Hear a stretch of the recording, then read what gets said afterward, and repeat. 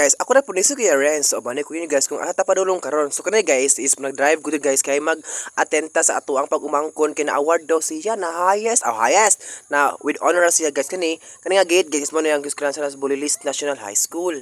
Ayaw ko inaw nga di ko pasudlon kay pasud zaman ako ay tare. So karon guys, pasud na ta sa Bulilis National High School sa gate. So man estudyante. Sa bapo din dapita oy. Ka-realize guys nga ang uniform sa senior high bongga kaayo lami kaya pero katong kaming sa una wa jud. Hi Sir Paul, shout out ni Sir Paul di ay nga to ang pinaka teacher. Tars. Ang pinaka-teacher ang pinakagwapa. Chares. Ang pinakagwapo di ay pinaka-cute nga teacher. Guys, kada expect ko guys nga kuan di ay na ay o gira man way awarding. So ni ulit po guys, okay ra way gasolina kay daghan magasolina kay full tank man na kwartaan ta. Hoy, chares. Guys, pagabot sa balay nagkaon ako kay gutom man kaayo guys alang man usabay gilangan lang non. So atong son karon is pinirito nga pagod nga karne. So gipalit ketchup kay lamin pud siya guys manigda sa gabi sa akong ate. So ako na mag-pride ang gipagod-pagod kay bisa pud kay pagod-pagod kay mantika on ja kuba pud ba mao nang ang gipagod-pagod mo nang napagod dub siya. Hoy tare. So lamin pud kayo siya guys kay pride og parisan og ketchup.